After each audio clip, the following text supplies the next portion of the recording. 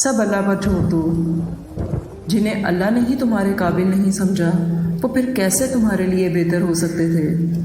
एक नज़र माजी की तरफ दौड़ाओ और सोचो कितनी ऐसी चीज़ें हैं जिन्हें तुम अच्छा समझते थे मगर इनसे तुम्हें सिवाय दुख के और कुछ भी नहीं मिला। सोचो तुम्हारे ऐसे कितने गलत इंतखाबात थे जिनकी सच्चाई अगर अल्लाह तुम पे ना खोलता तो तुम्हारी ज़िंदगी क्या होती। जो किसी के साथ गलत नहीं करते अल्लाह इनके साथ कभी भी गलत नहीं होने देता। तुम्हें जितनी मोहब्बत अपनी दुआओं से है ना, अल्लाह को इससे कहीं ज़्यादा मोहब्बत तुमसे है। इसलिए अल्लाह ने इन्हें तुमसे दूर कर दिया जो तुम्हारे लिए सिर्फ तकलीफ़ का बायस थे।